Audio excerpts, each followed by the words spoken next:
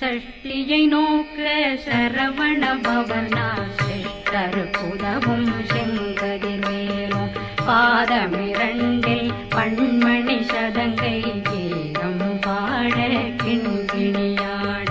சஷ்டியை நோக்க சரவண பவனார் சிஷ்டருக்குதவும் செங்கதிர்வேலும் பாதமிரண்டில் பண்மணி சதங்கை கீதம் பாட கிண்கிணியாட